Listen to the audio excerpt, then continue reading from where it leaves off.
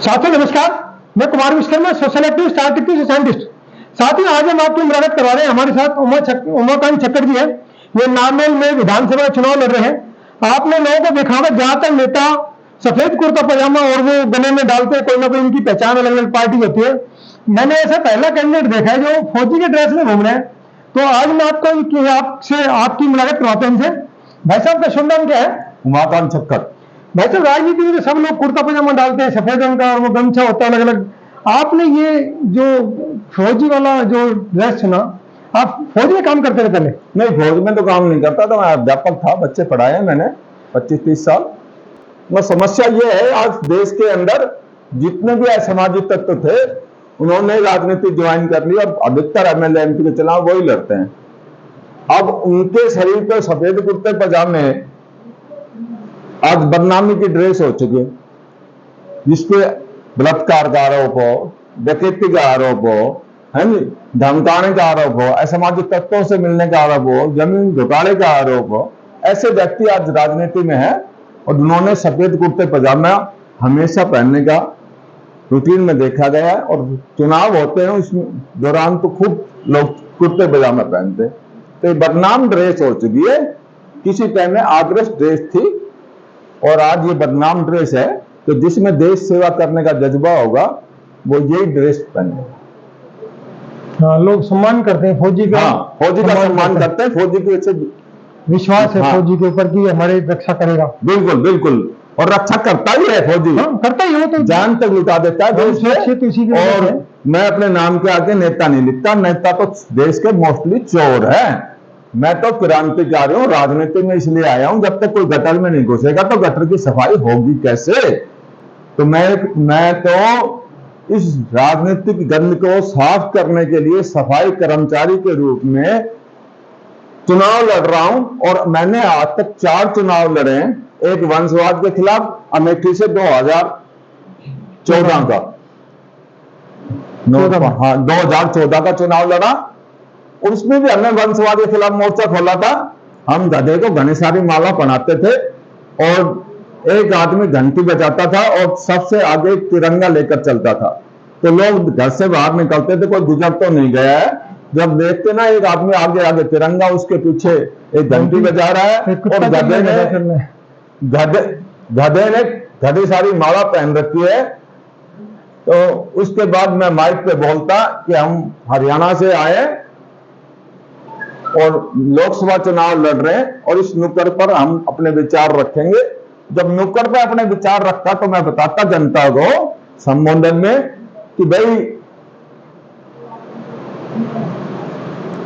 आज देश के अंदर वंशवाद हावी है, देश आजाद हो गया है और ये जो आजू बाजू 2 जानवर हैं, एक कुत्ता और एक गधा, ये मेरे वारिस है। यदि आप मेरे को चुनकर दिल्ली भेज दोगे तो मेरे बाद ये चुनाव लड़ेंगे और कहेंगे कि हम छक्कर के वारिस हैं, हमें भी संसद भेजो चुन के। तो आप बताओ इन कुत्ते और गधों में से कौन कौन आदमी इनको वोट दे सकता है। तो हमने ढंग से समझाया, ये भी समझाया ये कुत्ता है, किसी नेताजी की धरोहर था, 376, 377, 160, 302 बहुत सी चीजें करने में ये माहिर है। नेताजी इसके कुकर्मों से तंग आ गया तो बोला, मास्टर जी आपने बिगड़ों को सुधारा है, ये इस कुत्ते को तो सुधारो, मेरे बच्चे बड़े हो गए वो तो सुधरेंगे नहीं अब आपसे, है जी। तो तब से लेकर ये दोनों मेरे पास रहते हैं, है जी, मेरा खाते हैं, मेरा पहनते हैं, है जी। तो मैं अमेठी आया हूं चुनाव लड़ने के लिए लोकसभा का, तो ये मेरे साथ आए। कल में मैं एमपी बन जाऊंगा और मेरा इंतकाल हो जाए तो फिर इनमें से कोई भी दावा हो सकता है कि मैं उनका वारिस था, मेरे को वोट दो। तो आप वोट कोई मंदिर का प्रसाद नहीं है जिसे आप आगे हाथ कर दिया उसे दे दोगे। योग्यता के अनुसार वोट दो। देश की संसद और विधानसभा आज 1/3 हिस्सा है समाजिक तत्वों का है, वो वोटर की देन है, किसी पाकिस्तान चाइना की देन नहीं है। आप वोट जाति के नाम पर डालने जाते हो तो जाति वाला चुना जाएगा और उसकी कोई योग्यता नहीं होगी, सारे अवगुण उसके अंदर होंगे।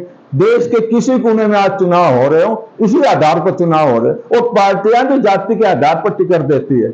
योग्य आदमी को कभी पार्टियां टिकट नहीं देती, इनको पता है कि तुम्हारा बाप बन जाएगा ये जीतने के बाद। इसलिए मैं राजनीति में चुनाव लड़ता हूं और लड़ता रहूंगा जब तक मेरी सांस चलेगी।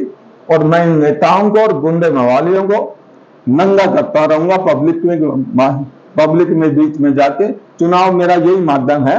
और जनता सिर्फ मौका दे देगी ना तो ये बता दूंगा कि आजादी और गुलामी में क्या अंतर है। आज भी देश आजाद नहीं है, हर आदमी को अपने हक की चीजें नहीं मिल रही। तो साथियों, आपको आज हमने आपकी भाई साहब से मुलाकात कराई।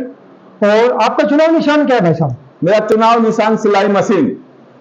तो ये आजाद कैंडिडेट के रूप में है और 8वें नंबर का है। आपसे गिनती है जितने चुनाव लड़ रहे हैं, 11 कैंडिडेट हो रहा है, 12वां नोटा है। खूब तुलना कर लो। इस देश में चपरासी का इंटरव्यू होता है, टेस्ट होता है और फिर जाके उसकी पोस्टिंग होती है नहीं? खूब तुलना कर लो।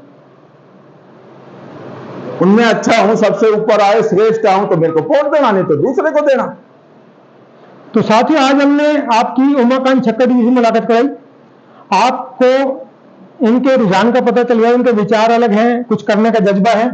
आपको अगर विश्वास है इन पर तो इनको समर्थन देकर, भारी समर्थन दे और इनको चुनकर विधानसभा में भेजें, ताकि आपकी क्षेत्र की जो समस्याएं हैं, आपके लोगों की जो समस्याएं हैं, वो समस्या का समाधान हो सके। तो साथियों, आपको हमारा वीडियो अच्छा लगता है, इसको लाइक करें, कमेंट करें, सब्सक्राइब करें। आपको हमारे वीडियो में कोई भी कमी लगती है, इंप्रूवमेंट लगता है, सजेशन लगता है, आप हमें कमेंट सेक्शन में जाकर जरूर बताएं, ताकि भविष्य में हम जो भी जानकारी लेकर आपको बेहतर से बेहतर जानकारी दे सके। धन्यवाद, जय हिंद।